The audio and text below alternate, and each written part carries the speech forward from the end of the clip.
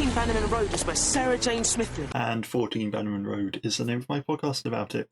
This time the finale of Series 2, Enemy of the Bane, Parts 1 and 2, written by Phil Ford, so hold on to your hats for the conclusion, and directed by Graham Harper, with Part 1 first broadcast on the 1st of December 2008, and Part 2 first broadcast on the 8th of December 2008. Before we begin, I reckon we probably won't see it in this episode, given it's a big series finale, but I feel like it's now Rani who is lacking in character development a little bit. Across this series, we've had a Clyde-focused episode, we had Sarah Jane, we've had little bits of Luke with him feeling like he didn't quite fit in.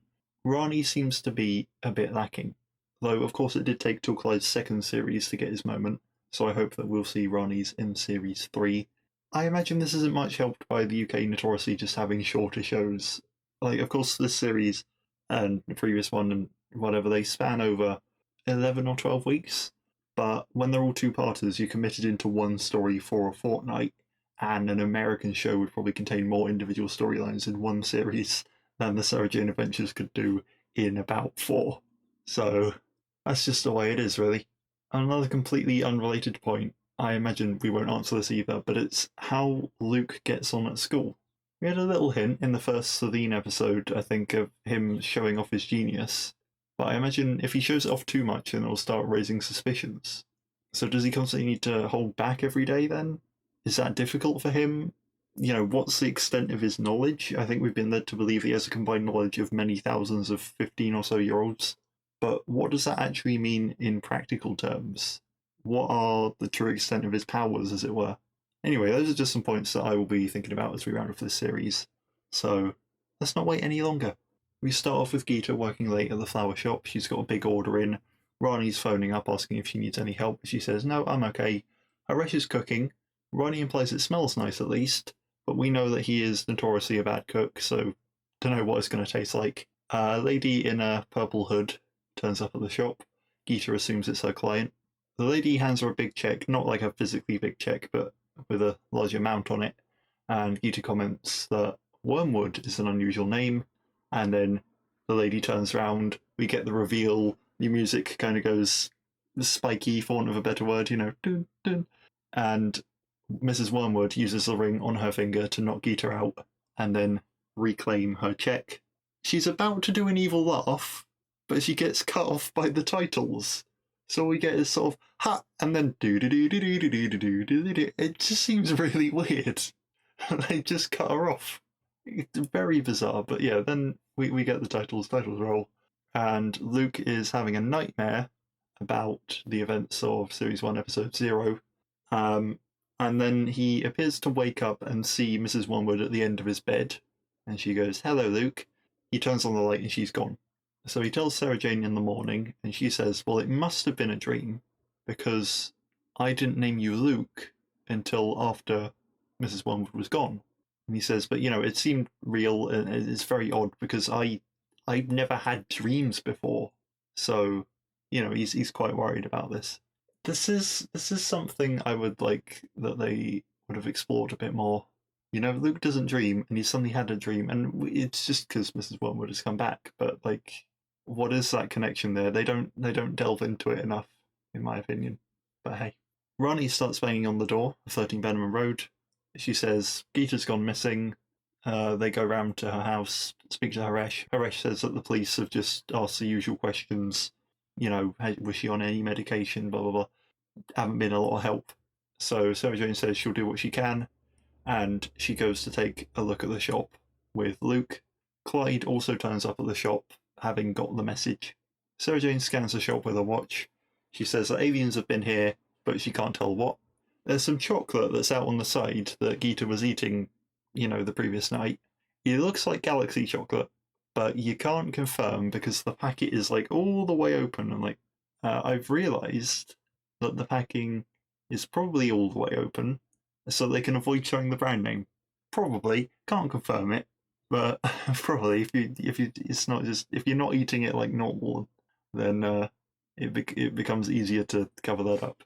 Luke then finds a check, picks it up, sees it's signed by Mrs. Wormwood, and immediately I find it very weird that she's left it behind, considering we saw her pick it up.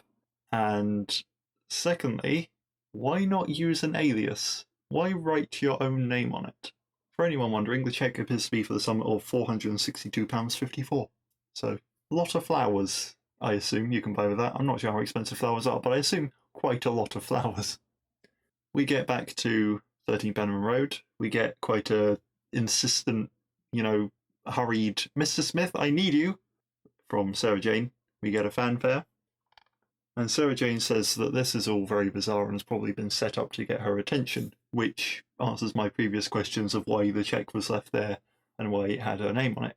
Mrs. Smith says that the Bane don't tend to go around leaving clues. They tend to have quite a singular purpose when they come to a planet, and that is to feed. But he scans the cheque. He finds that the sort code and account number on the cheque are a code which is then deciphered, and it gives an address. Rani then pops up in the attic. She's saying, basically going, hey, I was standing behind you all along. I've heard about this. Let's go save my mum. Sarah Jane says, no, you're not coming because this is so obviously a trap, incredibly dangerous. You all stay here. I'll deal with it. Ronnie says, okay, but that's my mum, so I'm coming, thanks. And Sarah Jane says, okay, well, no, fair enough. Come with me.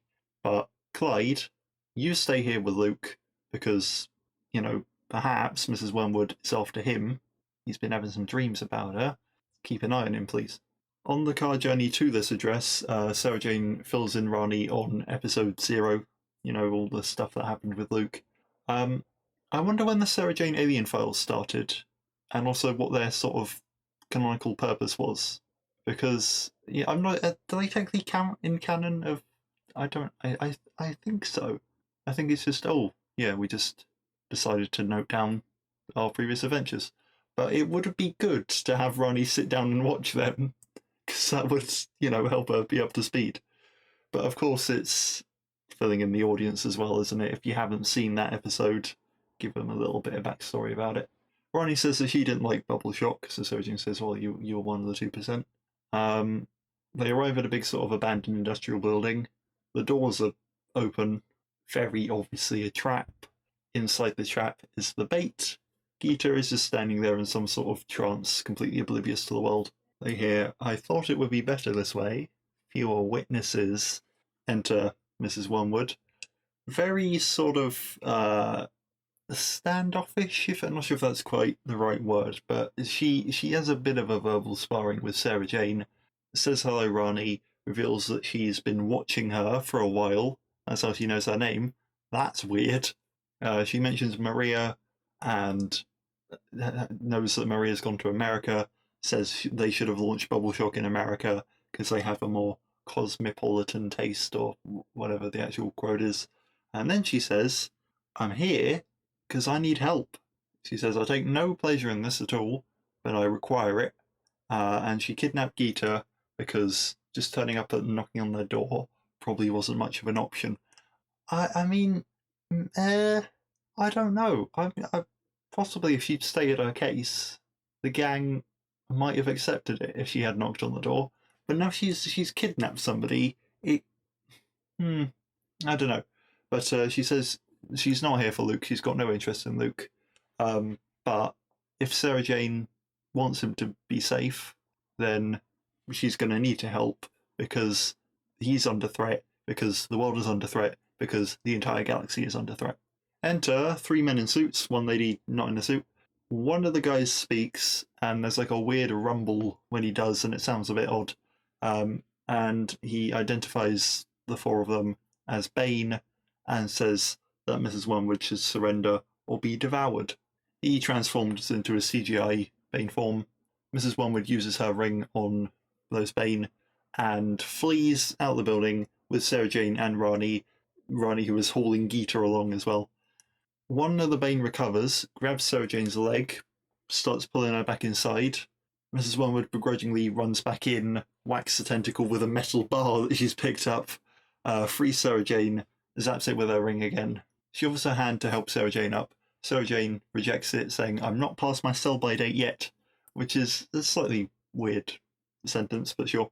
And Mrs. Wormwood says that she was cast out by the Bane when Sarah Jane killed the Bane mother, but that's not why they're hunting her. They're hunting her because she wants to stop their plan of galaxy domination. They get back to 13 Bannerman Road. Mrs. Wormwood reawakens Geeta. Sarah Jane says, "Oh, Geeta, you've been out sleepwalking. You know, Ronnie should get you home." And Geeta wonders if she recognizes Mrs. Wormwood. Mrs. Wormwood says, "No, no, you don't. Never been to your shop. Don't even like flowers." I'm not sure if they've mentioned flowers, because that would be an obvious giveaway then, wouldn't it? If they haven't mentioned it, then it would be a giveaway that he has been to the shop. But Geeta is all just in a very confused state and lets Ronnie lead her back home. And presumably doesn't question the bizarre goings on anymore and just goes, okay, accepts that she was sleepwalking. Luke and Clyde open the door, obviously, hi Sarah Jane, hi Ronnie. What is Mrs. Wormwood doing here? But Sarah Jane says, no, okay, look, she's let her in. She needs our help. And Clyde is very shocked that she's a lady, because he expected, big squiddy Bane form from the stories that he was told. Again, he should have watched the Alien Files, shouldn't he? I don't think the Alien Files exist yet, but he should have watched the Alien Files. He should know that they can transform. Mrs. Wormwood is let into the attic. She kind of insults it. We get another Mrs. Smith, I need you, and she says that he's entertaining when he comes out of the wall. And Sarah Jane says that if there's any trouble, Mrs. Smith will put you in a containment vortex. Ronnie runs back in now that Haresh is looking after Geeta. Mrs. Wormwood explains that she was considered to have failed the Bane, and they would have eaten her alive had she not escaped. So it still kind of feels like they're hunting her because she failed them, right? Not necessarily also because she wants to stop their plan. Like, it's kind of both, right? And she just wants to stop their plan because she doesn't like them anymore because they've cast her out. But, well, or so we're led to believe by what she's saying at the moment. She says, do you know what the Bane do to ones they've considered to fail them? And then Sarah Jane just goes, not sure I want to. But she says, they eat them alive and everything. We've had themes of one member of sort of a race being considered to fail their entire race with a Sontaran before, haven't we? I'm sure that won't be relevant later on. Mrs. Wormwood gets distracted by how handsome and intelligent Luke is. It's a little weird, isn't it? You're like, oh, what a handsome boy. And you're like, he's 15, this is weird. And also, you're kind of his mum, kind of. It's just, there's a bit of like a, oh, look how my son has grown into this handsome boy, but it's a bit weird. But it's her earlier saying, oh, I've got no interest in him whatsoever. That's obviously a big lie. She says, have you heard about Horath and the Dark Empire? Mr. Smith provides some backstory that Horath was a big evil immortal alien who sort of went around destroying planets and everything. He was defeated eventually, but couldn't be killed, so he was just split into his body and his consciousness. The Bane have now found the consciousness, and they want to reunite it with the body, which was hidden on Earth circa 1000 BC, and then they'll have a big immortal evil alien on their side, which is a bad thing. So can we stop that, please? Good big finale, big plot. We immediately know what's going on, set up. Cool, like it. Bit silly, but it's Sarah Jane Adventures. That comes with the territory. So Wormwood's saying, yeah, we've got to stop them because, they're going to destroy the world. But also, I kind of just want to get revenge on them because they've cast me out, and so, it's kind of a cultural thing. We're quite fond of revenge, us Bane. It would be nice. Clyde is making a lot of quips as usual. He says he's turned vegetarian when they say that they eat each other alive and all this sort of stuff. Just assume that he's constantly making quips in the background. And Mr. Smith says, well, okay, we're not sure where this body is on Earth, but we do know where something is that can tell us where the body is. That something is the Tunguska Scroll, and that scroll is in possession of Unit at the Unit Black Archive. Oh, we're doing a Unit Black Archive heist. This is a finale we want, innit? This is cool. I like this. I like a lot of Unit stuff. I don't like how military they are, but I like all the tech and all the, it's big government society that knows about aliens and keeps the aliens hidden from the public, and they got all the tech, and it's quite cool. Quite like it. I just love all the stuff that is. I like all the stuff that differentiates the Earth in Doctor Who from the actual Earth. I like this kind of world building and everything. So Sarah Jane sets up the containment vortex anyway because she's like, okay, I can't trust you. Thanks for the info, but you're staying in the attic till we've got this scroll. Clyde's just carrying a sandwich around, and now that they've got to go break into unit, he just puts it down on a table on the stairs, just half eaten, no plate. Nobody questions it, it just happens in the background. It's a very Clyde thing in the background. Also, Sarah Jane's got a massive staircase. She can fit a table on the little bit where it sort of goes up one way, turns around, and starts going up the other way. A little turn around a bit. You can fit a table there. Her house is massive. Clyde is very excited about unit. He's going around, he's mimicking guns, going pew pew. Sarah Jane says, no guns. For the last time, what have I said? No guns. Guns are not cool. Unit is far too trigger happy.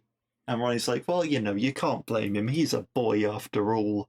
And it's sort of this very, oh, boys, what are they like? You know, and it's, we've addressed this before. We'll move past that a bit. Sarah Jane says, okay, look, I've got a unit, I've got ties with unit. They've helped me out before, but I can't very well go and just ask them for the scroll because they're going to want to know why. And if they find out that Mrs. Wormwood is back, that could put Luke in danger. Also, they're just really trigger happy. I don't really like their methods. We only really call them in as a last resort. So, we do need to go and break in. Except, by we, not Clyde. It's just Sarah Jane and Rani, because Clyde needs to stay back, make sure that Luke is safe again, and now keep an eye on Mrs. Wormwood. Make sure there's not too much interaction between Mrs. Wormwood and Luke that might start ending a bit badly, you know. Just keep an eye on him, will you, Clyde? He seems fine with that, to his credit. But oh man, it's just he misses out, doesn't he? He misses out. Oh, Clyde, bit of a shame. So Sarah Jane tells Ronnie the first sort of step in this heist is to go and see an old friend. And would you look who that old friend is? It is Sir Alistair Gordon Lethbridge Stewart, aka the Brigadier, played by Nicholas Courtney in what was his final appearance before his death, actually, in that role. His character he's got, you know, very strong ties to unit from old Doctor Who, from around the time when Sarah Jane was a companion, perhaps a little bit before as well. Apparently, they originally intended to have Freema Agyeman as Martha back, but she couldn't make it. So Russell T Davies decided on having the Brigadier instead, which is quite lovely. I think that info comes from the Writer's Tale, which I own and I have read, and I cannot remember anything about, so I just looked that up on the wiki. But Major Kilburn is there to debrief the Brigadier about Peru, which is a reference. And the Brigadier calls him Kilbert rather than Kilburn, though that might not be intentional. And doesn't want to hear about unit these days because they've got no common sense these days. And he sort of dresses down the Major for suggesting that the world is more hostile now, because he says, you know, back in my day we had to go up against Daleks and the like. And he seems like he's got a bit of a conflict with unit, so he would be a bit more likely to help Sarah Jane out, which is good. It's nice to set that up. Sarah Jane enters, they have a chat about security ranks and all sorts of stuff. They have a big hug, it's quite nice. And she says, well, I'm afraid this isn't a social visit. I need to break into the Black Archive. And he just goes, oh. At 13 Bannerman Road, Clyde is sort of talking about his dad with Luke. He's saying, you know, he was terrible, but I still did want to see him because, you know, he was my dad and all this stuff. Luke is saying, well, that's how I feel about Mrs. Wormwood, actually. And Clyde says, well, no, okay, this is different. You shouldn't see her. You shouldn't just leave her up in the attic. She's in her containment vortex. You know, don't be tempted. But Luke eventually convinces him to let him go up because there is that similarity there in the situation. And Mrs. Wormwood is trying to convince Luke to let her go, of course. He doesn't want to be trapped in there. And he says, oh, well, no, I can't let you go. That's not happening. But she does appear to be getting through to him a little bit when she says that, you know, you're incredibly unique on this planet, and I understand that you can feel very alone. And also, that's how I'm feeling right now. I've been cast out by the rest of my Bane family. I'm all alone in the universe, you know, Can't you see we've got a bit of a connection here? The Brigadier drives Sarah Jane and Ronnie to the Black Archive in what looks like a Rolls Royce. And the archive is some absolutely huge, massive facility that they've CGI'd in. It's not underneath the Tower of London, it is at another site. How a unit have fallen, from multiple sites. They had a helicarrier at some point, right? And now they're like some tiny little underground, splintered off sort of organization thing relegated to a mobile game that I like to think is canon. It had Ronnie in it, actually. But, it could easily be wiped out by one word from Chibnall, so they're not in their heyday anymore. Sarah Jane and Ronnie hide down in the back of the car. There's a lot of room in that car. Under a blanket, because only the Brigadier actually has the clearance to get in, of course. He appears trusted enough for only just sort of a brief check. He just sort of shows his card. It's the Brigadier. He's not going to cause any harm, is he? They let him through. Kilburn is actually here, and he says, "Oh, Brigadier, I'm sorry for getting off on the wrong foot earlier." He says, "Would you like to go for tea? Just sort of chat about things. I'm sure you got some interesting stories." The Brigadier's just sort of like, yes, go away, please, yes. And Kilburn says, "Well, what are you doing here?" And the Brigadier says, "Well, now humanity knows about aliens, so we're getting even more confirmation of that, which is quite nice. I may as well write some stories about, my previous encounters with aliens. I've had quite a lot of run-ins, so I'm just here because my notes are under security. I need to pick them up. I need to make sure that certain things are redacted and whatever, and now I can start writing some memoirs and everything." Good excuse. Brilliant excuse. Brilliant sort of thinking on his feet from the Brigadier. And Kilburn says, "Oh, well, just don't give away our secrets," which seems like it should come across as a joke, but it's not. It doesn't. It's just a bit weird. But I'm just loving all the unit interactions. So once the coast is clear, Brigadier gives Sarah Jane and Ronnie his card, that they can swipe through the doors, let him in.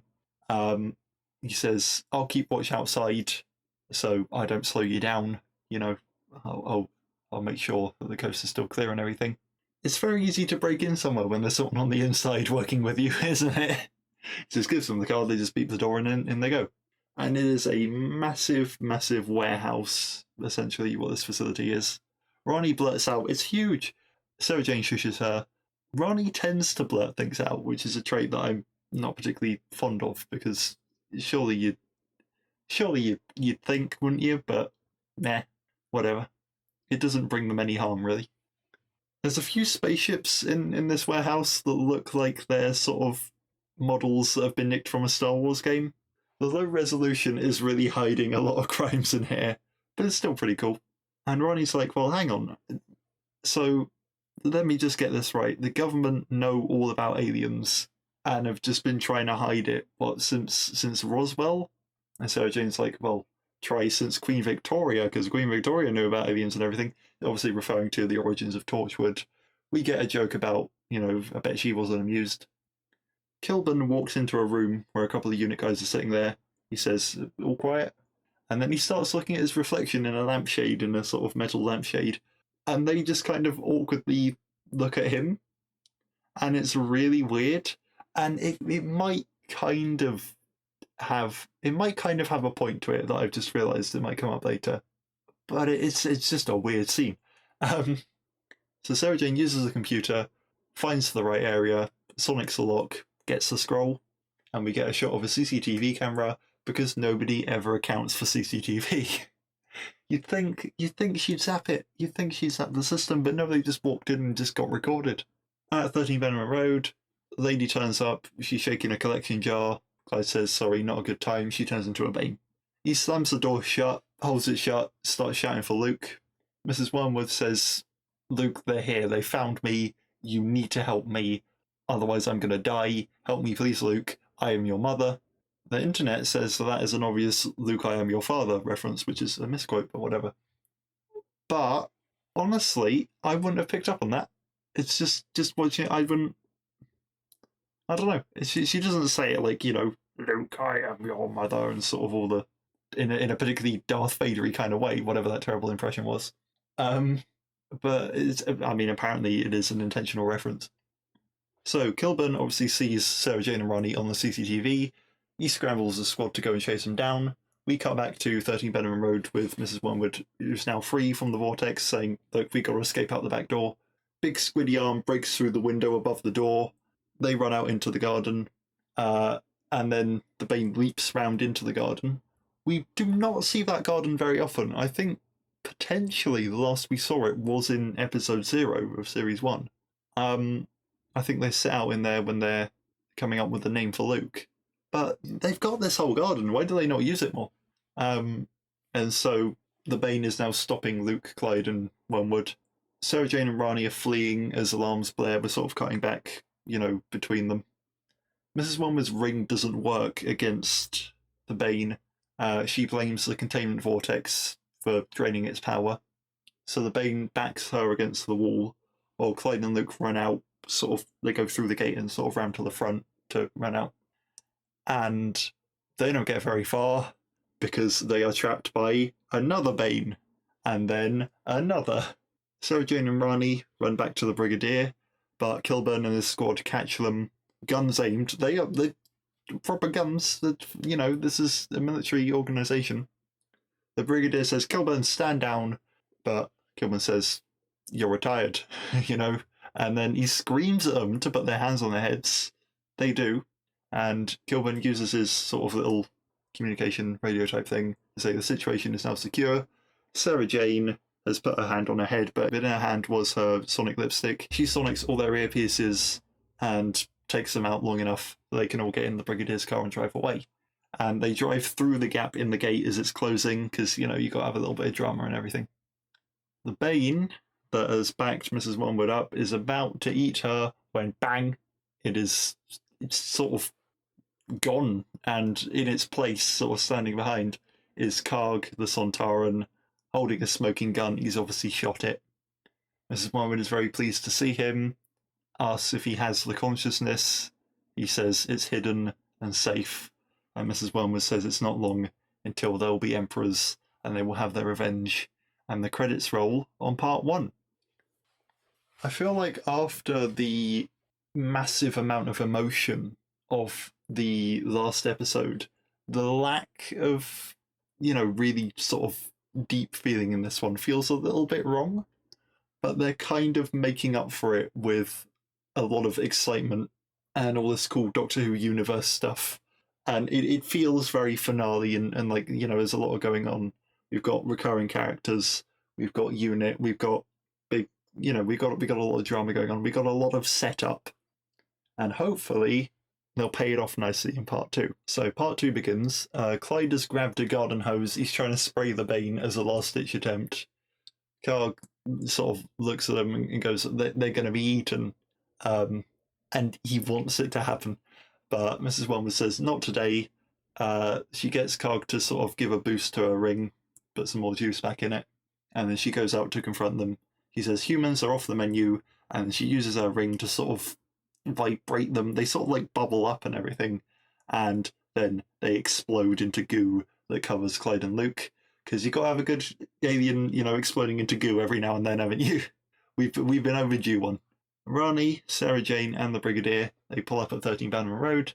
Sarah Jane is like, kids, get away from Mrs. Wormwood. She's free. She's not meant to be free. She's a danger. But they say, hey, look, she saved us. I imagine it's probably unwise to get back to 13 Bannerman Road. That's probably the first place that unit are going to look. So they have got to go quick. The Brigadier is basically like a fugitive now, right? So he's risked a lot for them. So the whole gang decides to go to the flower shop, Ronnie's mum's flower shop, to hide out. The story has obviously decided we've got this set. It would be really useful if we could go back and reuse that set rather than coming up with somewhere else. Karg sort of watches them all leave, because obviously his presence is at the moment only known to Mrs. Wormwood. At the flower shop, Mrs. Wormwood says that she's got no kids, she's all alone, and Sarah Jane says, well, I was alone until I found Luke, And then Mrs. Wormwood says, well, you should hand over the scroll then to repay the debt. And it's just a nice switch from sort of her being a bit vulnerable to her natural state of untrustworthiness. Sarah Jane figures out that she shouldn't have been able to save Luke and Clyde, as thankful as she is, because the containment field should have drained her ring. And Mrs. Wormwood, every time I say Mrs. Wormwood, please know that I am reading out Wormy, because I wrote down Wormy each time because I couldn't be bothered to write out her full name. And she's like, well, the game's up now. She goes to use the ring on Sarah Jane. Sarah Jane holds her at Sonic Point, and Mrs. Wormwood says that battling with rings and lipstick is very female. And I mean, okay, because she's kind of, she's her own alien thing, and it's just a bit, I mean, But then she says, well, what we need isn't masculine influence, which is obviously Karg's cue to come in, grab the Sonic lipstick, chucks it on the floor, stomps on it, crushes it. I seem to recall Sonic lipstick being used in later episodes, so we'll figure out how they get a new one, how they're going to do that. The TARDIS tends to... Well, I believe the first Sonic screwdriver, at least, was made by the Doctor, but we've seen on screen the TARDIS has spat out some new ones as well. So Sarah Jane does not have a TARDIS, and as far as I'm aware, did not make the Sonic lipstick. So, but all we know is that it's out of the picture for now. Karg sort of gives a bit of backstory, saying that he's unable to return to Sontar because he was bested by a female and half forms, which is sort of his word for children. So he was working as a mercenary for the Bane. Of course, all the Sontarans are clones. As far as I'm aware, they're all male. So there's sort of that dishonor that among Sontarans of being bested by a woman. Okay. And so he was working as a mercenary for the Bane. Mrs. Wormwood had a bounty on her head, but she convinced him that they could both get revenge on Sarah Jane. They both got a common enemy. So Mrs. Wormwood says, hand over the scroll, or Karg will start disintegrating folk. So Sarah Jane does. And then Karg is like, well, I'm going to disintegrate them anyway. Luke says, no, you've got what you want. Leave now. And Mrs. Wormwood says, we will leave if we can take you with us. And so to save everyone else, Luke says, okay, well, I mean, I've got no choice. I'm going to go. And Mrs. Wormwood says, so long as you don't meddle, Luke will be safe. I'll keep him safe. He'll be fine. Just we're done now. We got what we want. Let us go. To which Sarah Jane immediately replies, "We're not finished here." Yeah, but let them. I know you want to chase after them, but she's literally that could have put Luke in danger. That seems irresponsible. And so Mrs. Wormwood says, "No, we are finished here," and she knocks out Sarah Jane, Ronnie, Clyde, and the Brigadier with her ring, and leaves with Karg and Luke. Thank goodness she only knocked them out, hey? Could have just probably vibrated them all and they would have exploded. Imagine that. Sarah Jane Adventures ends because they all explode. Geeta goes around to 13 Bannerman Road, knocks on the door, gets no answer. At this point, the top window has been smashed. It has been smashed in. I guess if you're not looking up, you won't see it, and all the glass and everything will be on the inside. But she doesn't notice that. I'm not sure, I didn't pick it up either, if the window is actually smashed or if we can even see it with the way it's framed in the actual shot. But at this point, it should be smashed, so it should arouse a little bit of suspicion. Also, there should be goo just on the driveway. But anyway, she doesn't get any answer, so she hears the gate sort of close, goes around the side and finds Kilburn there, who introduces himself as Sarah Jane's nephew. Geeta invites him round to hers for tea while they wait for Sarah Jane to get back. He says, Geeta and Haresh are talking about Rani, say, Sarah Jane, she's always out on these newspaper stories. She's training up Rani to sort of, be a journalist as well. But you know what? We could phone up Rani now, get Sarah Jane on the line, say, hey, Sarah Jane, Kilburn's here, your nephew, come back, see him. And Kilburn is like, no, do not announce my arrival. I'd like it to be a surprise visit. And they're like, okay, sure. They go along with that. Wormwood has nicked the Brigadier's car, and they drive Luke out to some sort of another abandoned industrial area. Carl goes off to secure the perimeter. Wormwood says that Luke could be so much more, but he's being stunted by living on Earth. Luke is like, no, no, Earth's great, I love Earth. Sure, there's like stinky, fast food wrappers everywhere, but great planet, I like it. I don't want to go off, and whatever you're offering me, don't want it. And Karg says, well, sure, don't take the offer, but you're still helping us out anyway, just by being a hostage. They can't stop us now because we've got you, and they don't want you to die. So, they reveal that this abandoned industrial area is where they're keeping Karg's ship, from which he gets a crystal, and then puts it inside the scroll. The scroll is kind of more of a long container with holes in it than an actual scroll, and it starts glowing to show them where the body is. So I assume the crystal is the consciousness. The gang in the flower shop, they all wake up. Wormwood keeps complimenting Luke's perception and his intuitiveness, and it's to the extent that it's quite creepy. The scroll needs time to actually locate the body, and Wormwood reveals that Horath was not actually an organic being, but instead was some kind of computer that could control the laws of the universe, which raises a lot more questions than it answers. This seems like a really weird, unnecessary line that just complicates matters. But, okay, she's just, she says that, and then she starts really creepily going on about how Luke is so perfect. What a brilliant son I created. And Luke is saying, nope, no. Sarah Jane is my mum, not you. And she says, well, if you just accept that you're my son, you could wield such great power. Once we awaken Horath, we can rule, you can be a prince, I can show you space, you can inherit a galaxy. Luke asks, what about Karg? And she implies that, we're going to betray him. He's just a soldier. I say I'm going to rule with him, but I don't want to rule with him. I want to rule with you, Luke. And he looks a little bit intrigued. And she gives him the scroll to hold, and then he flees. He just runs. He takes it and he runs. He absolutely legs it. It's brilliant. Wormwood screams for Karg. Karg pursues Luke. Luke jams the door with the chair, climbs out a window. The chair doesn't stop Karg. He just kicks that door and the chair goes flying. But the window does, so he has to sort of find another way out. Still in hot pursuit, he starts firing at Luke, misses a couple of times, hits some barrels that explode. We got pyrotechnics budget, we're using it on this finale. And Wormwood says that Karg is an idiot because she wants Luke alive. We get a zoom in on her eyes, and then she transforms into her Bane form. Luke hides out behind some more barrels, but Karg sort of sniffs him out, catches him, gets the scroll back, is about to execute Luke just for his own revenge. Don't care what Wormwood says, when she leaps down in her big Bane form and then turns back human again and punishes Karg with a big loud painful noise from her ring.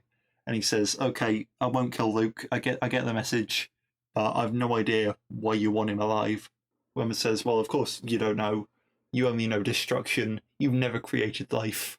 And then, by this point, the scroll has now established its contact with the body. Back outside 13 Bannerman Road, the Brigadier, Sarah Jane, Ronnie, and Clyde are there to try and figure out where Wormwood has gone, but unsure if now the place is crawling with unit people, and we're going to spring out and catch them. Clyde says, well, they don't know my face, so maybe I can go and check if the coast is clear. We get a sort of a perspective that he's being watched by someone, but he doesn't find that out. He reports back that it's all clear, and then he vanishes. And as the rest of the crew wonder where he is, Sarah Jane spots the smashed window that presumably Clyde didn't have time to tell her about. They enter the living room, and they find Kilburn there, covering Clyde's mouth.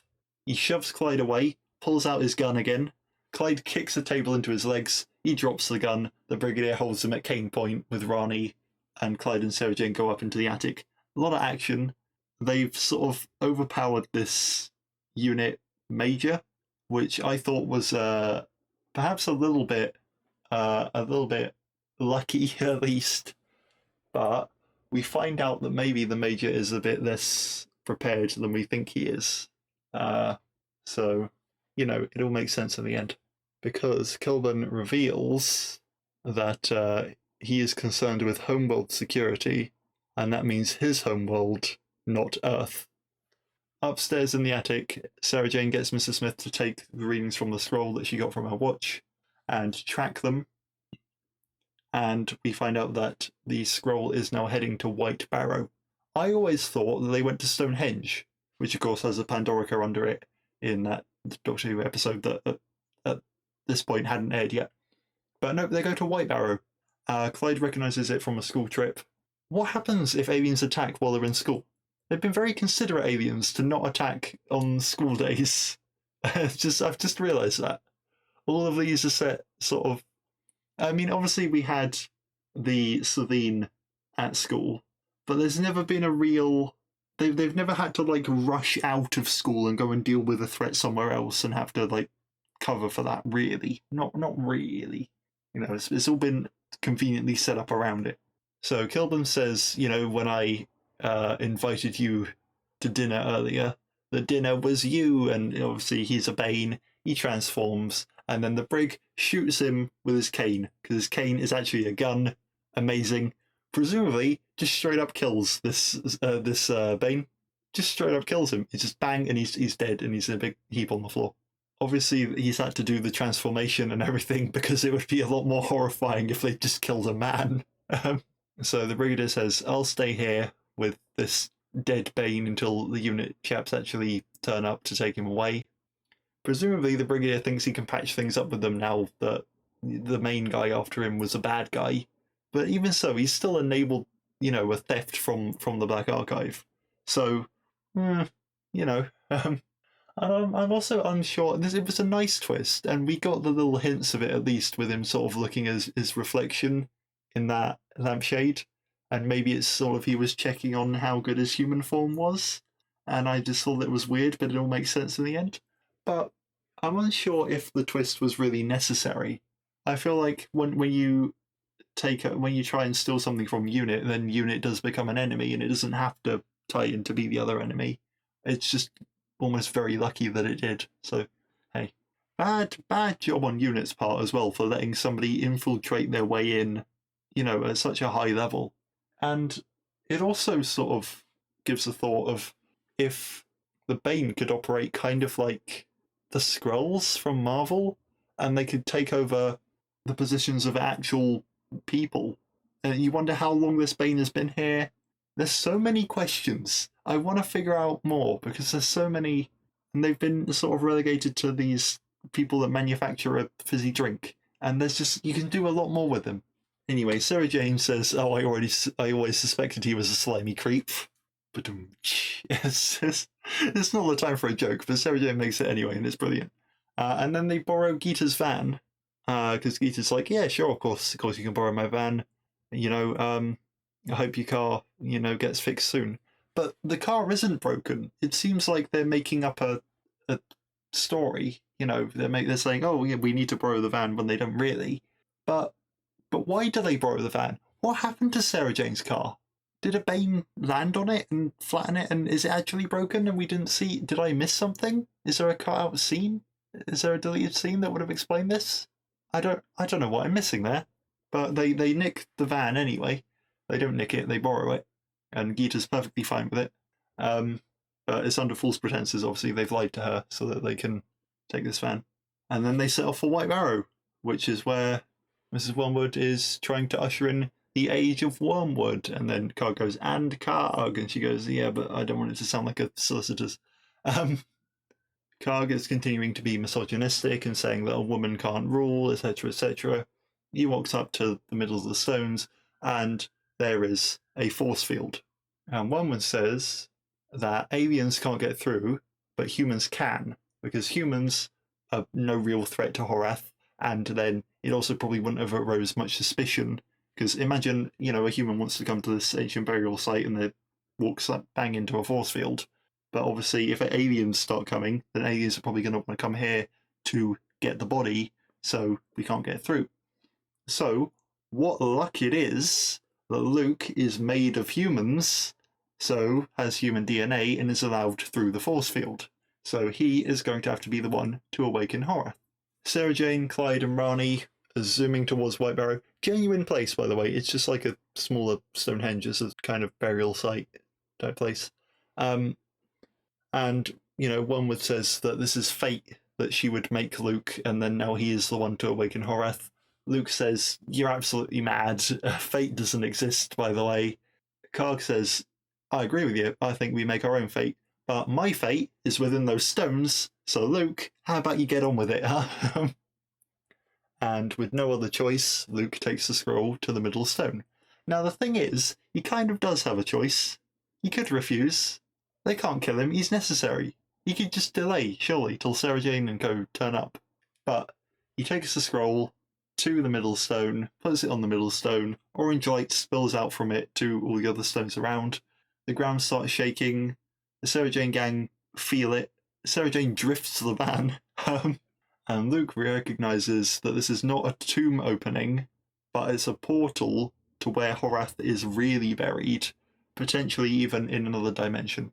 There's Wormwood still going on about Luke ruling with her. Karg says, "Hey, hang on a minute. Luke has no place in this bargain." And then Mrs. Wormwood terminates her arrangement with Karg because she zaps him with the ring. Very painful sort of loud noise in his head. He collapses.